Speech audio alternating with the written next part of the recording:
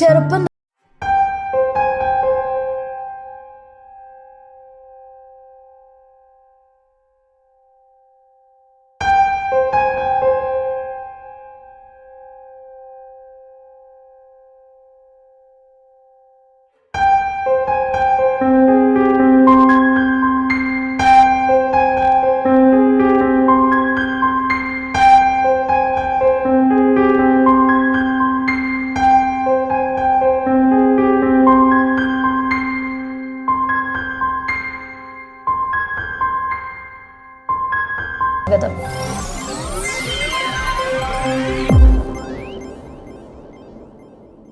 കേരളത്തിലെ നാടൻ പാട്ടുകളിലും വില്ലടിച്ചാൻ പാട്ടുകളിലും തിരുവിതാംകൂറിലെ നാടോടി കഥകളിലും കാണുന്ന ഒരു പ്രസിദ്ധമായ കഥാപാത്രമാണ് കല്യാങ്കാട്ട് നീലി എന്ന യക്ഷി.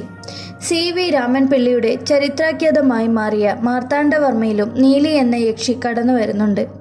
യക്ഷിയാണെങ്കിലും പഞ്ചവൻകാട്ടിലെ ഒരു ക്ഷേത്രത്തിൽ കുടിയിരുത്തപ്പെട്ട നീലി മാതൃഭാവത്തിൽ ആരാധിക്കപ്പെടുന്നു. തിരുവനന്തപുരം ജില്ലയിലെ പഞ്ചവൻകാട് എന്ന ദേശത്ത് വിഹരിച്ചിരുന്ന നീലി ആ പ്രദേശത്ത് ചുറ്റി നടന്ന ആളുകളെ ഭയപ്പെടുത്താറുണ്ടായിരുന്നു.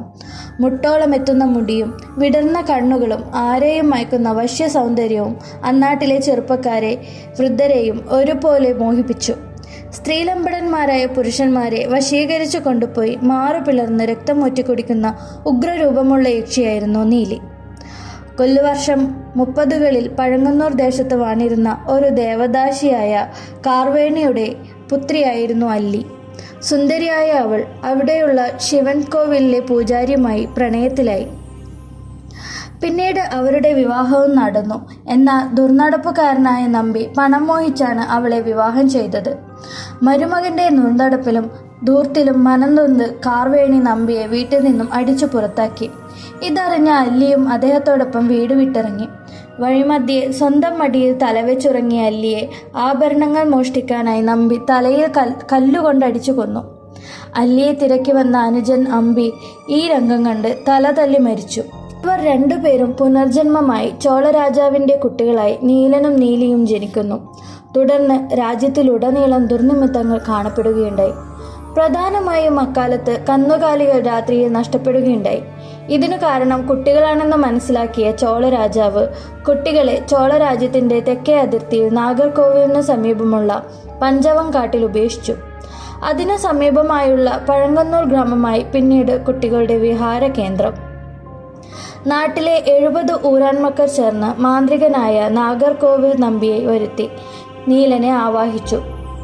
എന്നാൽ അദ്ദേഹത്തിന് നീലയെ തളയ്ക്കാനായില്ല. ഇതിനിടയിൽ നാഗർകോവിൽ നമ്പിയെ നീലി കൊലപ്പെടുത്തി. നീലിയുടെ ഭർത്താവായിരുന്ന പൂജാരി നമ്പിയുടെ പുനർജന്മമായ അനന്തൻ എന്ന കാവേരിപ്പും പട്ടണം സ്വദേശി പഞ്ചവൻകാട് വഴി മുസിരിയിലേക്ക് വ്യാപാരത്തിനായി പോകാനൊരുങ്ങി. കയ്യിൽ മാന്ത്രിക ദണ്ടുണ്ടായിരുന്ന അനന്തനെ തൊടാൻ നീലിക്ക് കഴിഞ്ഞില്ല. അയാൾ ഓടി പഴങ്ങന്നൂർ ഗ്രാമത്തിലെത്തി. ഇതിനിടയിൽ യക്ഷി മായ കാട്ടി കുട്ടിയോട് കൂടിയ ഒരു സ്ത്രീരൂപം പ്രാപിച്ച് തൻ്റെ ഭർത്താവിനെ താനുമായി വഴക്കിട്ട് ഓടിപ്പോകുകയാണെന്നും ഗ്രാമവാസികളെ പറഞ്ഞ് വിശ്വസിപ്പിച്ചു. അയാൾ യക്ഷിയാണെന്ന് പറഞ്ഞിട്ട് ആരും വിശ്വസിച്ചില്ലെന്ന് മാത്രമല്ല, യക്ഷി അദ്ദേഹത്തെ എന്തെങ്കിലും ചെയ്യുകയാണെങ്കിൽ തങ്ങൾ 70 പേരും അയാളോടൊപ്പം മരിക്കുമെന്നും ഊരാൻമക്കൾ സത്യം ചെയ്തു. നിവർത്തിയില്ലാതെ അവിടെ കഴിഞ്ഞ അനന്തനെ രാത്രി തന്ത്രപൂർവ്വം നീലി വധിക്കുന്നു. പിറ്റേന്ന് രാവിലെ അനന്തൻ മരിച്ചു കിടക്കുന്നത് കണ്ട് ഊരാൻമക്കൾ തങ്ങളുടെ വാക്കു പാലിക്കാനായി അഗ്നിപ്രവേശം ചെയ്തു. തൻ്റെയും തൻ്റെ സഹോദരൻ്റെയും മരണത്തിനു കാരണക്കാരനായ അനന്തനെയും 70 ഊരാൻമക്കരെയും വധിച്ച ശേഷം നീലി ഒരു കള്ളിപ്പാലയുടെ ചുവട്ടിൽ കുടിയിരിക്കുകയും യക്ഷിയമ്മയായി മാറുകയും ചെയ്തു.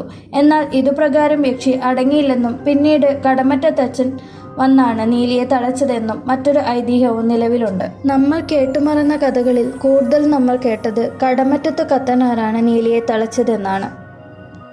നീലി എന്ന സുന്ദരിയായ യക്ഷിയെ അടിസ്ഥാനമാക്കി ഒട്ടനവധി മലയാള ചിത്രങ്ങൾ ഇറങ്ങിയിട്ടുണ്ട്. ഹൊറർ ചിത്രമായ കല്യാങ്കാട്ട് നീലി 1979 നീലി പ്രധാന കഥാപാത്രമാണതിൽ. 1985 പുറത്തിറങ്ങിയ കടമറ്റത്തച്ഛൻ എന്ന മലയാള ഹൊറർ ചിത്രത്തിൽ കല്യാങ്കാട്ട് നീലി പ്രത്യക്ഷപ്പെടുന്നുണ്ട്. മലയാളത്തിലെ അമാനുഷിക നാടക ടെലിവിഷൻ പരമ്പരയായ കടമറ്റത്ത് കത്തനാർ പരമ്പരയിൽ കല്യാങ്കാട്ട് നീലി പ്രത്യക്ഷപ്പെടുന്നു. കല്യാങ്കാട്ട് നീലിയെക്കുറിച്ച് ഏഴാച്ചേരി രാമചന്ദ്രൻ നീലി എന്ന കവിത എഴുതിയിട്ടുണ്ട്. ലോക ചാപ്റ്റർ 1 ചന്ദ്ര എന്ന പുതിയ സൂപ്പർ ഹിറ്റ് സിനിമയായ കല്യാണി പ്രിയദർശൻ ചന്ദ്ര എന്ന അപരനാമത്തിൽ ജീവിക്കുന്ന നീലി ന്യൂ ജനറേഷൻ്റെ പുതിയ വേർഷനായ കല്യാങ്കാട്ടു നീലിയാണ്. അതുപോലെ ഇനി വരാനിരിക്കുന്ന കത്തനാർ എന്ന സിനിമയിൽ നീലിയെ അവതരിപ്പിക്കുന്നത് അനുഷ്ക ഷെട്ടിയാണ്.